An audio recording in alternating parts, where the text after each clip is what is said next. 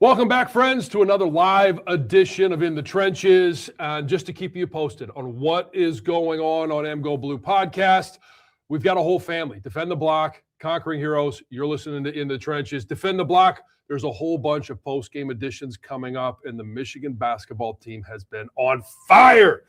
Still only number 2, which, man, we have depends a little on the poll you look at. Coaches, no ball. They're number 1. And then Conquering Heroes on Thursday. My guest is going to be senior volleyball star Serena Niembio. She's going to join me. Thank you, Brian. Stop laughing.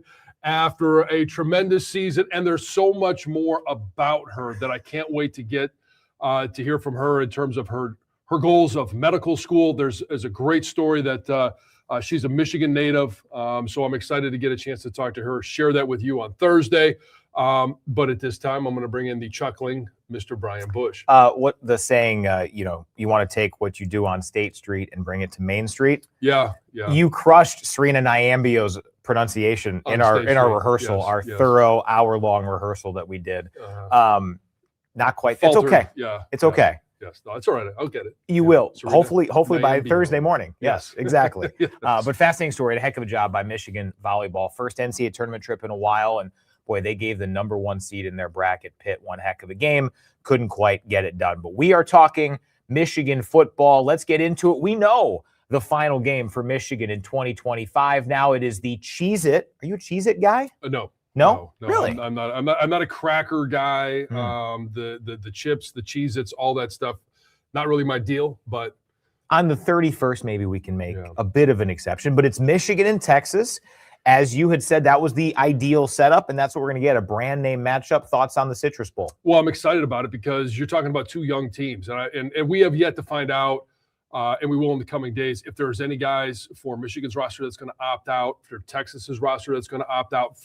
But in large part, these are 2 teams just outside the college football playoffs, and probably both teams that maybe underperformed what their expectations were going into the season. We saw at the beginning of the year, Texas and Ohio State 1 versus 2, but by the end of the year, Texas was playing much better football.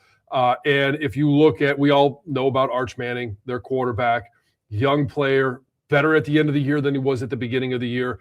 This is a very young team. It's a young offensive line. It's a young defensive front. And for Michigan, I really expect everybody to be playing in this game. There's a lot of benefit for some of those guys that are going to be playing on Sundays if they want to move up from the 5th round to the 4th round or 3rd to 2nd. Maybe there's a guy that might be able to inch into the back end of the 1st round.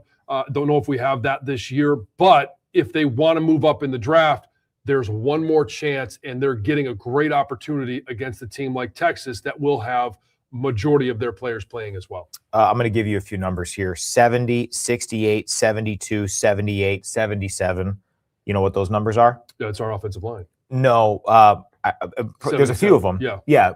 Those are the high temperatures in Orlando over the next 5 days. So if you aren't quite enjoying the current weather in Ann Arbor or in Michigan, mgoblue.com/tickets. Tickets start at $60 for the Citrus Bowl. Make it a trip. Go down. I can't guarantee those will be the temperatures in a few weeks, but history says that'll probably be around what it is. It'll be warmer than here. Correct. Yes, I promise. Yes. Put the In the Trenches stamp on it. Remember, still short sleeve weather, though. 100%. I still can't believe last year in Tampa, the rain that they played through for it was 20 minutes, but it was a downpour. Then it was scorching by the end of the game. Yes. I don't know. The press box was rather well air conditioned. Correct. And dry. Yes, congratulations on all our success. All right, number 2, we don't know how it's all going to shake out, obviously, but it does feel like this is a great stepping stone. Texas, like John mentioned, had some high expectations coming into the season. So did Michigan. Neither team wants to be on the outside looking in from a playoff standpoint, but the goal is, with a good foundation, a lot of youth on both sides, to use this as a springboard. How valuable is this game? Not just for those trying to make their final in-game impressions for the draft, but also for a lot of young guys who are coming up for 2026. Well, I mean, it's invaluable experience. You're talking about 15 practices, and you're talking about game experience. And we just mentioned it with me butchering a name. Like, you've got to be able to take it from the practice field and actually perform on the field. That's why I love this matchup with Texas, because you're going to be playing against some of the top talent. Those guys may not be headed to the NFL this year, but next year there's plenty of NFL talent on Texas's roster. So you're going to get a chance to measure up against some of the best talent college football has. Plus, it's an opportunity for this offense to make the next step in terms of chemistry with Bryce Underwood. What is he going to learn from those 12 games that he played, taking that to the bowl game with those 15 practices? It's really an opportunity to build on what they were doing, take those next steps defensively. I mean, we talked about this last year coming out of the game with Alabama, even though, yeah, there was this rain and there was that extra factor, but that was a defense that played against the best players that Alabama had that were playing in that game to do what I just mentioned, try and improve their draft stock. And that was a defense that played extremely well. So we got a chance to see going into spring ball, going into next year, a picture of the defense. So there are great gains that can be made with guys just becoming healthy, guys taking a look at film and improving on things, and then just working together with the coaches on, communication up front, communication with the quarterback, communication on the back end of the defense. All of those things are things that I expect to look better against Texas than they did through 12 games of the regular season. Did Michigan last year defensively cost Jalen Milroe a round in the NFL draft? You never know. I mean, Michigan really threw him into a pretzel. Yeah, they did. And, again, some of it was weather. Sure. Some of it was just being how he was handling the conditions. Some of it was just Jalen Milroe and doing things that he did throughout the course of the year. So, yeah, there's a risk in that. And I think it's interesting that you bring that up because there is a risk that if you go out there and you don't perform, instead of going from the 4th to the 3rd, you could go from the 4th to the 5th. But that's why you play the game. You play it to go out there, test yourself against the best in the country. And it's another data point, as we like to talk about data points this time of year. 100%. Number 3 on our 7 from 77. As we found out last week, there might be some new Wolverines on that trip down south because Sherlin Moore and company inked an impressive recruiting class around the top 10, depending on where you look and how these stars move around. Your overall impressions. If you missed it on the audio side, John had a great conversation with head coach Sherlin Moore.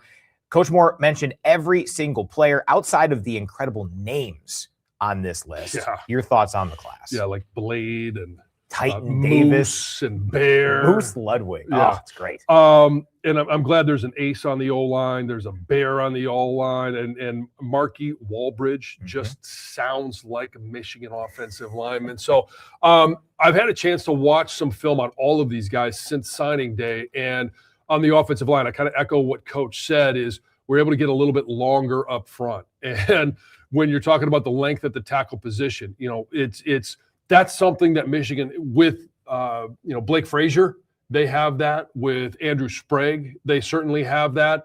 To be able to add talent and depth to that offensive line, we saw it this year. 3 redshirt freshmen forced into duty because of injuries. And so you're always going to need that depth of talent up front.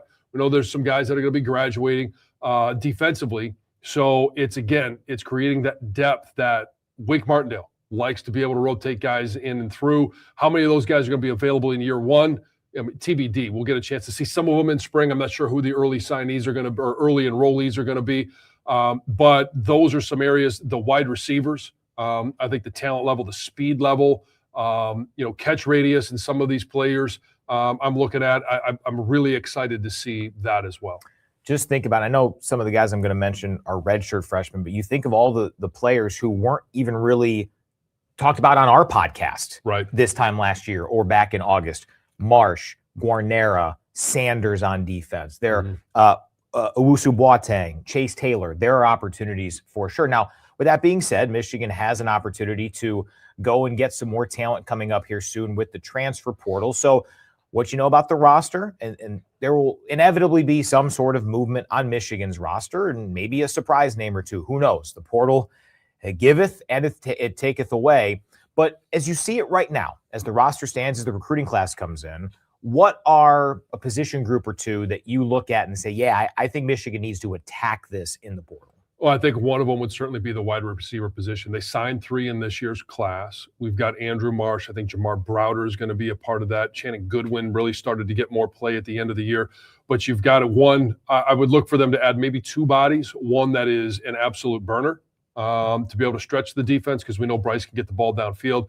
Another one that would add some more height, some more size. and maybe a possession type of receiver, third down, red zone type of a target. So I think the wide receiver position is certainly an area that Michigan should target.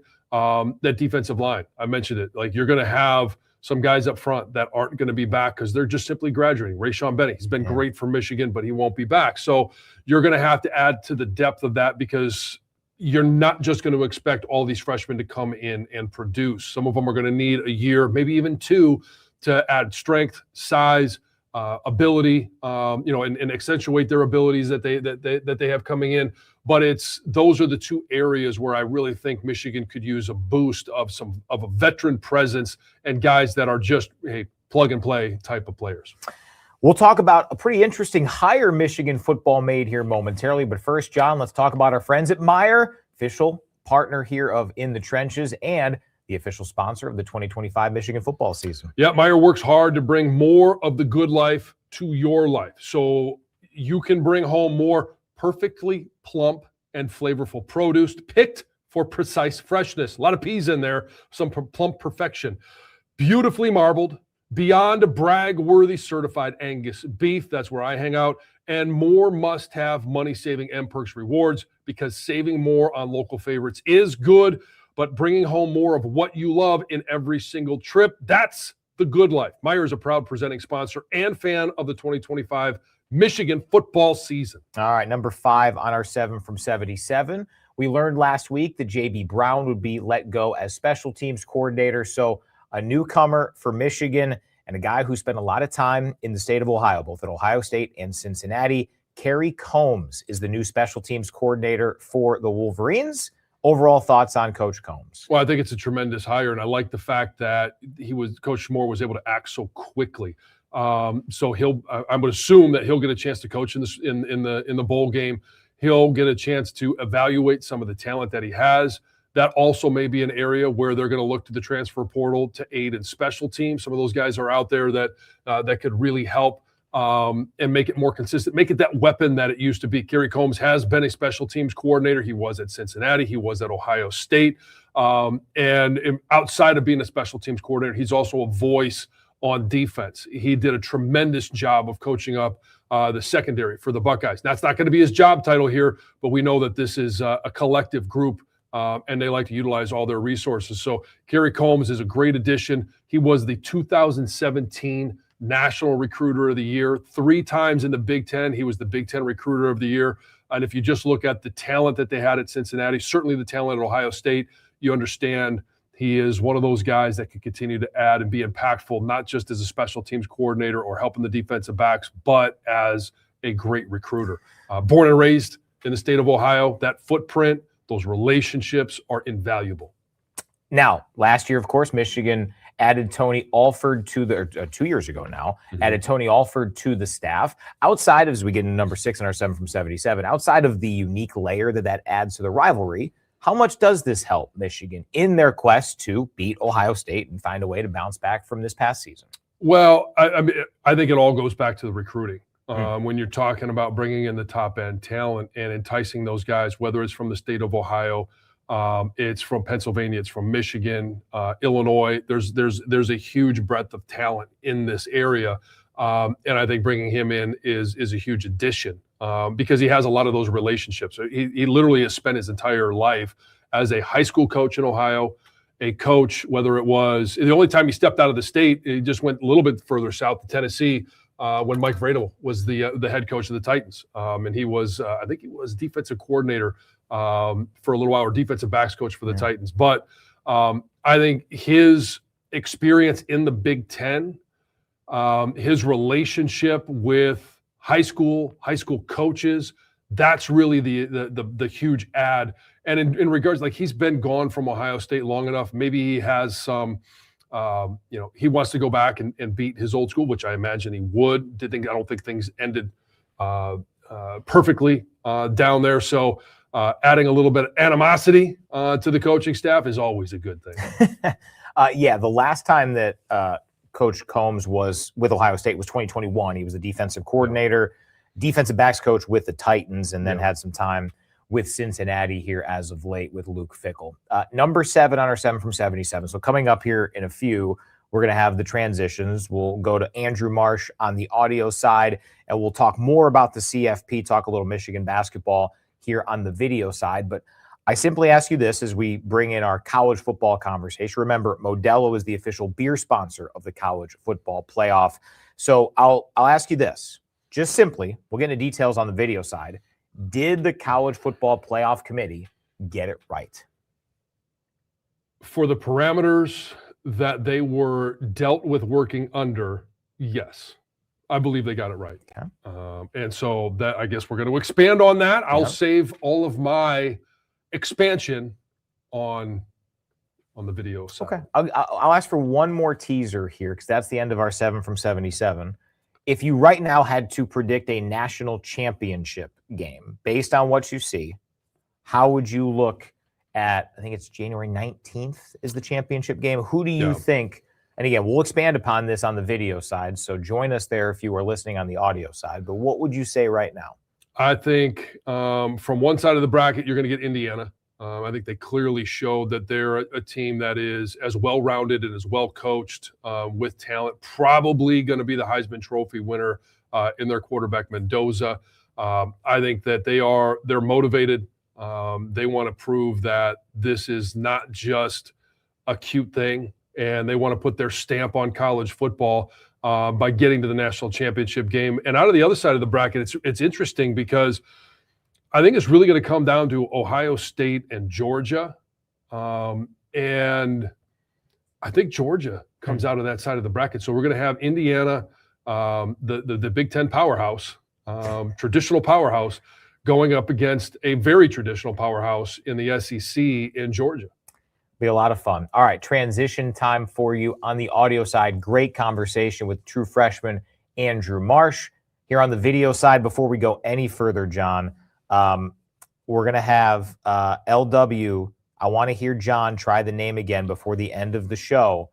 So one more try. Thursday morning, Conquering Heroes, Michigan volleyball star and senior will join us, and that person is? Serena Nyambio.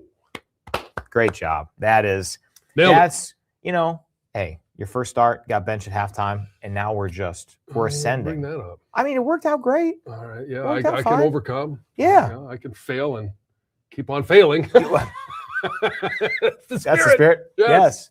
Okay, so go further on. Are you alluding to the group of 5 champions? Is that why you feel like there's something left out there? Yeah. I mean, if you're looking at, and I know the big conversation, we'll talk about it, is, Notre Dame being left out and some of those BYU being left out after, BYU losing to Texas Tech in the Big 12 championship game and Notre Dame being leapfrogged by Miami. I think the end result is what it should be. But if you're talking about would Notre Dame be a better fit than Tulane, I think so. Would Notre Dame be a better fit than James Madison? I think we can all agree on that. Same thing with BYU. So the fact that we've got 2 teams in that are, going to get their gold star and then move on after the first round and probably in blowouts, and the fact that Tulane has already played Ole Miss, they lost by 5 touchdowns. I don't necessarily think that even though Ole Miss is going to be without Lane Kiffin, I don't know that there's going to be that much of a different outcome. So that's where I have an issue. And I know it's kind of unique to this situation and to this year, but I just don't like the fact that we're leaving 2 capable teams and a team in Notre Dame that had, I think, the 4th highest odd to win the national championship. They don't even get a chance to play. We're going to allow Tulane and James Madison in the college football playoffs. By the parameters set up, the rules, this is what you get. To me, it was a failure of the ACC in all of this. Oh, there's no question. Because if you just have a tiebreaker that makes any lick of sense, and this is not just an ACC problem, going down to the lower levels, the MAC let Miami of Ohio go to the championship game, even though they lost to the 2 teams that they were tied with for second place. Now, it didn't matter. Western Michigan, shout out to the Broncos, heck of a year. We'll see what they bring back for the big house opener next year. But, boy, Western Michigan had a really, really good year, pretty much dominated the MAC. But they went 0-2 against the 2 teams they were tied with at 6-2, and Miami went to Ford Field for the MAC championship. It's an overall issue. The solve is probably not divisions, but there's got to be something, because all we needed was Miami to be in that game, and then you get the winner of that game, and Notre Dame is in, and it's a pretty clean look, right? Like, I'm always going to have a tough time just knocking on Tulane and JMU, because you got to get really fortunate to win out of that group of 5. What some of the joys are of the basketball NCAA tournament are those early upsets. Do I expect either one to be? No.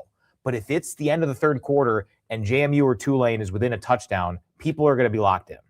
I don't think that's going to happen with how football works as of now, but one day there will be a group of 5 team that gives us a game and makes it interesting. And it's not like the other first-round games last year were anything to write home about either. Well, we already had an example like that with Cincinnati getting into the 14 playoff, and they actually got, they showed well against Alabama.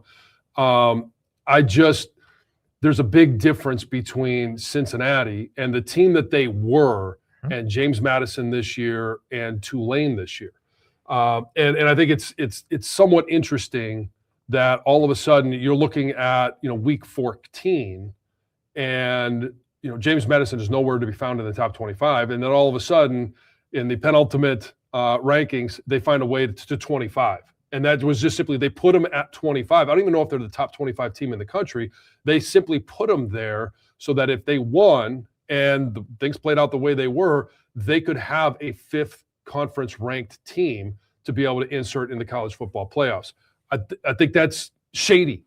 I do. And I think it's shady when you have Notre Dame, I'm no Notre Dame fan, but when you have Notre Dame ranked ahead of Miami repeatedly, and they're actually 2 spots back of Notre Dame going into it, all of a sudden they don't play, neither does Miami, but then all of a sudden Miami jumps them to get into the college football playoffs. I think the end result is correct, and I get the hurt feelings. I don't get the action that Notre Dame has taken. We'll talk about that in a minute, but I do understand why they would be offended in the fact that they got jumped. Neither team played. It has nothing to do with being in a conference, but the fact that they just leaped them for no apparent reason other than, maybe the committee went back and looked at week 1 and said, oh, I guess Miami is better. Well, what were they doing in the previous 5 weeks? What were they looking at? So I remember Ward Manuel, who was the chair of the playoff last year, had said going into championship week. Makes these conversations a little easier now that he's not there. 100%. But you know what?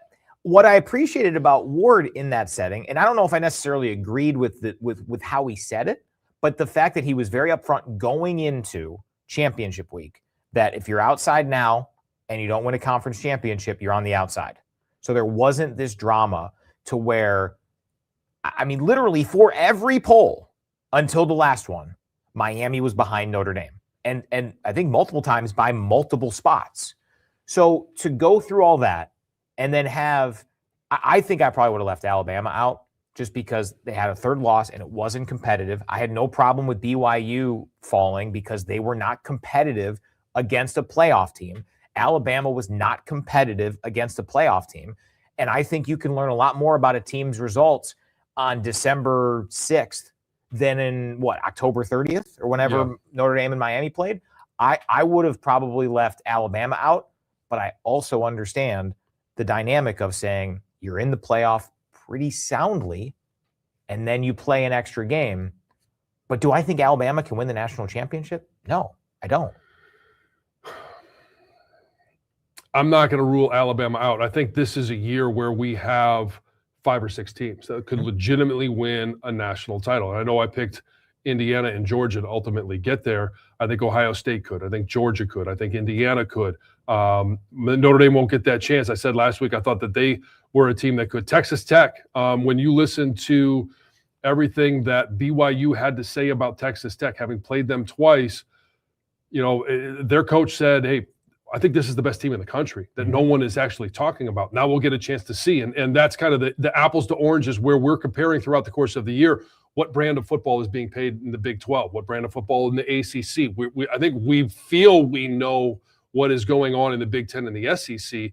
So that's going to be the big question coming out of this is how does Texas Tech perform when they get a chance to play against some other really good competition outside of just BYU? The shame of this all is that the committee was so close and the format was so close to probably delivering the result that we needed. Unquestionably, to me, the top 4 teams in the country are the top 4. And frankly, I would have rather had a 4-team playoff with this year, because I don't think there is any doubt that the top 4 teams are 1, 2, 3, and 4. Fair? Yeah, I would agree with that. In terms of they might not all get to the semis, but in terms of resumes, accomplishments, I think those are unquestionably the top 4 teams in the country. There's a tier gap to me. I think there is, except we just don't know about Texas Tech. They're at 5, and At 4. maybe. Oh yeah, sorry, at 4. Yeah, I'm looking at the wrong week. I got week 14 pulled up here. Yep. But yeah, I do think that Oregon at 5. I think that if Dan Lanning is I think good enough of a coach, Dante Moore is good enough of a quarterback, 100%. that they could go on they could get hot and win 3 games and get to the national title game. I think there's going to be a lot of juice and a lot of emotion behind Ole Miss, and don't underestimate the motivation of those players to show that they can do it without Lane Kiffin. Yeah, and I'm not trying to say that none of those teams 5 through 12 can get there. I mean, it was a 7 versus an 8 in the national championship game last year, so I know that can happen. In terms of resumes, though, I think that they found the top 4 that were clearly a tier in terms of accomplishments above, and then had they just had the ACC tiebreakers right, and it would have been Virginia and Miami, top 2 teams ranked in the ACC in the playoff poll, in that spot, we would have had I know Texas argued. I get that. They were upset. BYU had an argument because they only lost to 1 team, but they did it in blowout fashion both times. Yeah. And the only place they did not play was Lubbock. Like, they did it at home and on a neutral field. So the shame of it was, I love the 12-team model. I honestly, I probably prefer the 4, but compared to what other discussions are happening, we almost had like the perfect 12-team field in terms of how it broke. And then a tiebreaker in the ACC messes it up. And now we'll see what the correction is. Because my question to you is, what do you think comes of this? What ramifications will come from this? Because remember, had we been in the first-year model of this, you know where Tulane would be seated? Well, they'd have a bye. They'd be 4th. Yeah. So that was the correct decision. How will they overhaul, or will they tweak what they have here? I mean, they delayed the decision on whether to go to 16 or 24 until the middle of January. And so I do think that I think the tweak that they're going to make is they're just going to include more teams. I don't necessarily know that that's the answer. So because where do we stop? I don't know that there's any model where we get past 24. I hope there's not a model where we get past 24. But if they're just going to tweak, I mean, I would require one of those group of 5 teams to be ranked higher in top 15 to be able to think that they're going to be competitive. I'm fine with that if there's some sort of metric involved with this. Because if you're going to have a committee, I'm sorry, there's going to be instances where they're going to look at the uniform and go, well, they can't be top 15. I'm fine with that if there's some sort of unbiased metric that's put into this. Right. I don't know how that happens. Well, and so you're looking at the schedule that Notre Dame plays next year. And you're looking at it going, well, that's not a great schedule. How does their schedule compare to a JMU or compare to a Tulane? Where it's, Tulane did play Ole Miss. They got beat by 5 touchdowns, as I mentioned, but they at least played that. And I know they play Miami next year. They play USC at the end of the season. I think we all believe USC maybe takes another step forward in terms of their level of competitiveness. But as it stands right now, they don't have a great schedule. And I mean, there's so many things of conference expansion in 18 teams in the Big Ten. And we're trying to compare schedules in the Big Ten when teams don't play each other, let alone trying to take that and say, well, how does that compare to the ACC where they only play 8 games? I know the SEC is going to 9 games, but there's always going to be that. Does the SEC take more losses because they're playing more better teams in conference? And are you then looking at a 3-loss team in the SEC or in the future years, a 3-loss team in the Big Ten that is better than a 2-loss Notre Dame because of their schedule, or a 1 or 2-loss Tulane because of their schedule? That's where the imperfections lie. And until we get to, quote unquote, an NFL model where it's actual records that get you in and common opponents, I don't know. We're always going to be dealing with the human element. Keegan saying Texas Tech had a weak schedule. I don't disagree. Yeah. But their one loss was without their starting quarterback, and they dominated all their other games. So they got to prove it in this. And I think Texas Tech in their schedule is probably an argument for the 12-team model, even though to me, I think there's a tier break there. So totally agree. But what they did with the schedule was really impressive. It was similar in Indiana last year, where Indiana had a weak schedule, but they just bludgeoned everybody except for Michigan and then Ohio State. Well, it's the schedule for Michigan in 23. It's the schedule for Ohio State this year. And you look and you say, well, okay, Michigan didn't put up much of a fight. Washington didn't put up much of a fight. Like, were they ever really challenged until the Big Ten championship game, and then they lost? It's the inability to schedule and have schedules that you can compare, because we don't know. Texas Tech may be the best team in the country. How would we know? Because we don't think the Big 12 is very good football. Same thing with the ACC. Equal opportunity here. Don't like the username, but I think the point is fair. Texas Tech could upset Oregon. Oregon could upset. I mean, that to me could be one of the very best quarterfinal matchups out there. Fascinated by it. So you gave your championship pick, and it was one with a little bit of indecisiveness. But how would you model this out? Any seeding upsets? I said Indiana and Georgia. You were a little wavering. Okay. It's okay. Well, I didn't say Georgia and maybe Ohio State. No, I said Indiana, Georgia for the national championship game, and I'm going to take Indiana to win it all. Okay. First round, any seeding upsets, or do you like the home teams, including Oklahoma hosting Alabama and A&M getting the U? So the Oklahoma thing, and I do think Oklahoma, are they odds-on favorites to win a national championship? No. But as we know, John Mateer, their quarterback, that's a team that's led by their defense. And if you have a really good defense, you could put together 3 games in a row where if your offense just does enough, you could be in that national title game. And with John Mateer finally having a 2.5 week break of being able to heal up and rest up, do they come out as somewhat of an energized team? Do I think they could beat Alabama? Yes, I do. And so we'll see. It's and the rematches I think are interesting in this. Ole Miss, Tulane. Yeah, Ole Miss, Tulane. Yes. I did see a meme that was sent to me just before we went on air. It was Tulane versus the laneless Ole Miss. And it's just, okay, they lost by 5 touchdowns. I don't expect that to be any type of an upset. I think there are some great games. Miami, Texas A&M. Miami was playing really good at the end of the year. They didn't get a chance to play in the championship game. But I think Texas A&M wins that one. I think, obviously, Ole Miss wins against Tulane. I do think Oklahoma beats Alabama in round 1, and obviously Oregon has their way with JMU. Yeah. Thank you for participating. I thought you were saying that to me. No. Yeah. I agree. You're allowed to now say something. You know what? I'm going to stake my claim to JMU. No, I don't think so. The other aspect I'm curious about from your standpoint, how do you fix what's happening with the coaching changes? There will be I think 3 head coaches who will be different or flying back and forth or whatever it might be. Ole Miss's offensive staff is coming back for the games and then going with Lane Kiffin to LSU. Between that and, Brian Hartline going to split duties at South Florida and Ohio State during the postseason. Do you think there'll be any significant change in that regard in the short term? I think in the short term, no. The long term, and I'll try and be as abbreviated as possible, it all goes to the college football calendar. And first thing you do, and I like the fact that the transfer portal doesn't open up until January.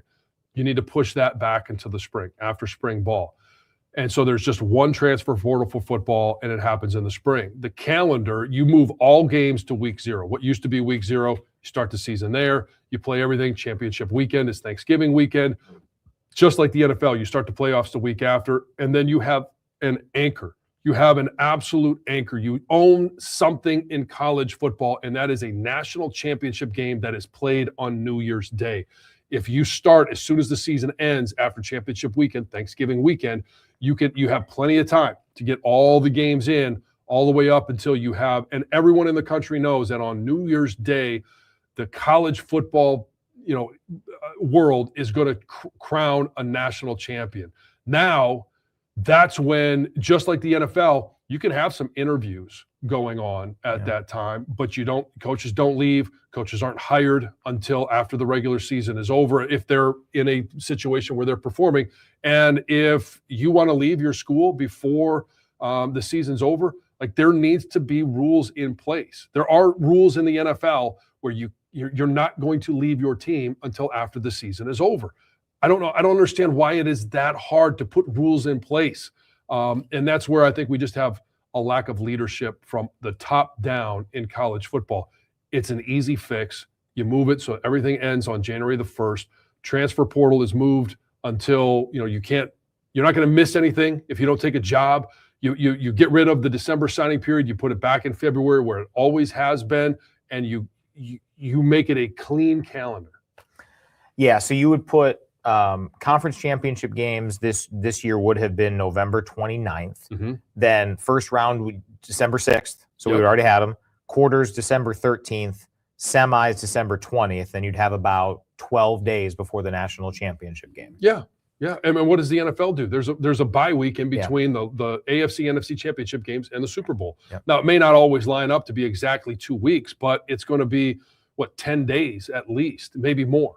Ton of time to get the hype going, and you could potentially move it around to avoid the NFL because remember, the first round games are blocked by NFL games because they can start playing on Saturdays, and they do. All right, so you're going to have to deal with it, right? Totally. You simply need to deal with that issue, and maybe there's a conversation. The NFL is not going to say no, we're not going to play on those days. They already have them. They're not going to give anything back, but there are ways where you can work around it. And maybe, if the NFL has got all of the windows during the day, you play at night. If there's a window early on in the day where you can play at noon, then play at noon. Like, find a way to get all of these games in and play your championship game, because if you don't, you have complete chaos like we have right now in college football. Well, and the difference, if you played the semis the weekend right now, that's the first and second round, you only have 2 games. Right. You could find a way. You could play one Friday night and one Saturday afternoon leading into NFL games and actually be a real partnership, which,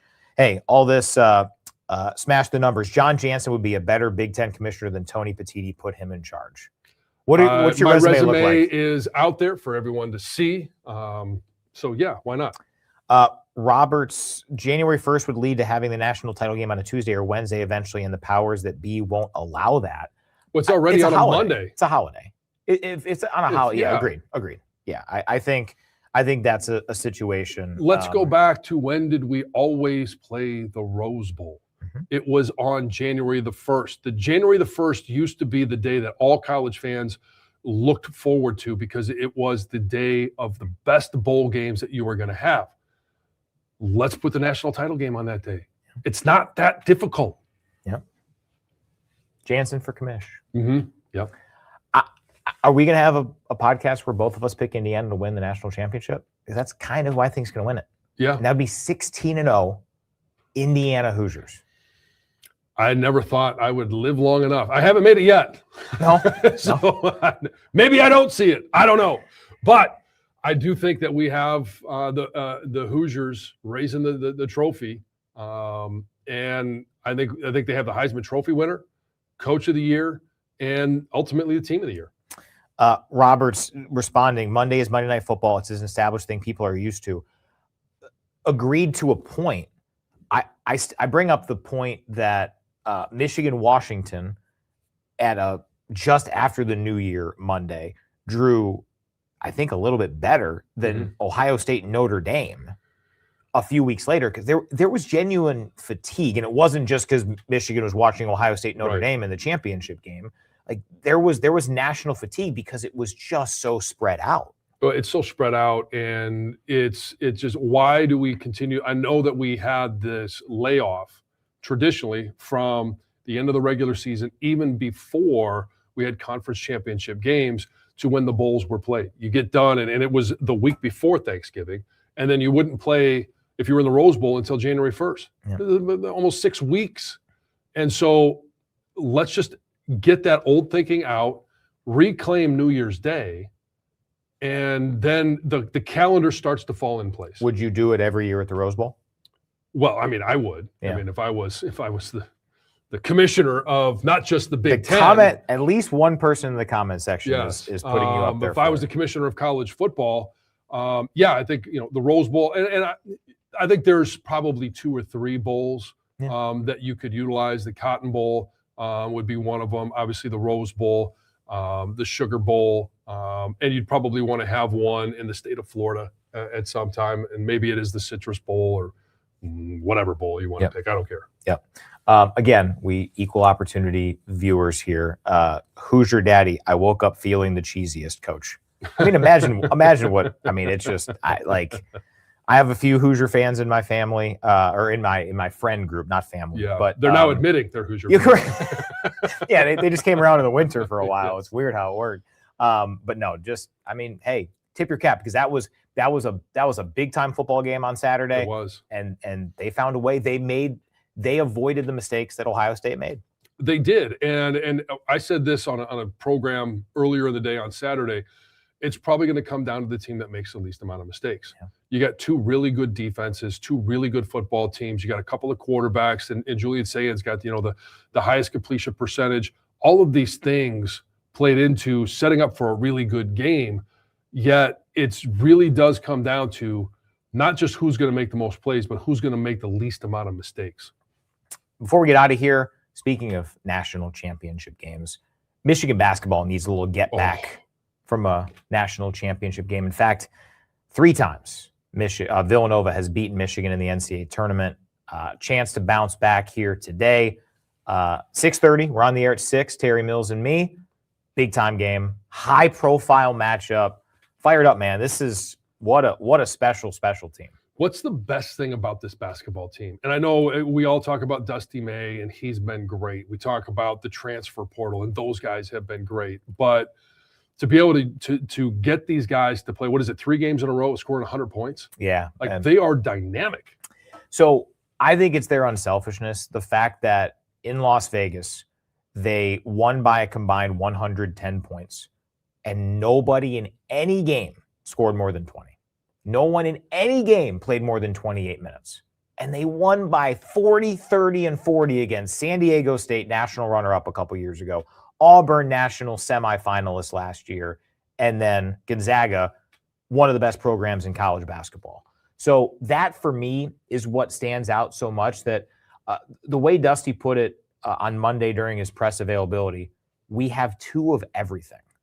Because if somebody's struggling, he's like, I'm not going to say I'm replacing, but we're going to relegate you for somebody really good. Like, he went to Noah's Ark theory. Correct. Heck of a job in the NIL era. That's tough.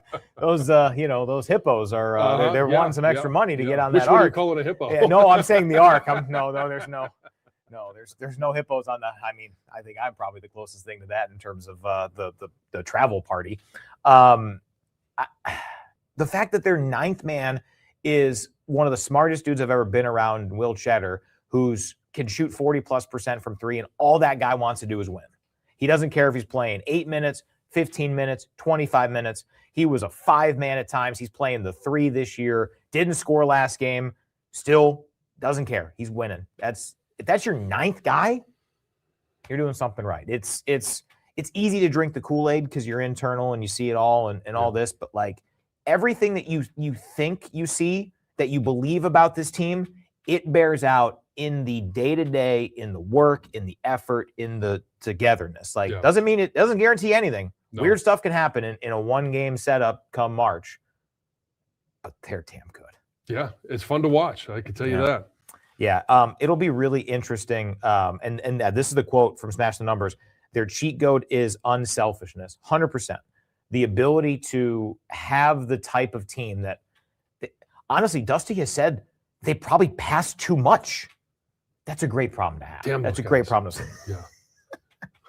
Yeah. It's incredible. One more football thing. Brian, the PlayStation guy, John, call Brian Greasy and bring him home. He came by the radio booth. Yeah. That was great. Yeah, he was there, and instantly good things happened. That's right. Maybe. But yeah, Michigan, heavier even than I thought favorite for tonight. I think odd makers have it at like 17. Like that shows you where Michigan is at right now. But Villanova they shoot the 3 well. They want to slow things down, kind of muck it up. limit possessions. Michigan's transition game will really be tested in this one. And they've got the number 1 rebounder in the country in Duke Brennan. He's averaging 13 a game, 6 offensive rebounds a game. So Michigan's going to get some test, but so is Villanova. Yeah, well, hey, not a lot of rebounds if you don't miss. Basketball expert John Jansen, future Big Ten Commissioner John Jansen. Yes. Any final thoughts? No, I think it is going to be a fun college football playoffs. And I'm looking forward to some of the matchups, more so when we get to the field of 8 than the field of 12. But, hey, we got to get there first, and it's going to be interesting to see what happens. And, obviously, Michigan basketball. Let's go, baby. Indeed. 6:30 tonight. If you need tickets, SeatGeek, because they're all sold out. And I'm telling you, if you don't want to use SeatGeek, which you should, they're our friends. But if you don't want to use it, you better look at those tickets now because they're going fast and the atmosphere was great on Saturday. So for John and our entire crew, I'm Brian. We'll talk to you tonight for Hoops. We'll talk to you next week for all things Michigan football here on our final 2025 live stream next Tuesday here on In the Trenches.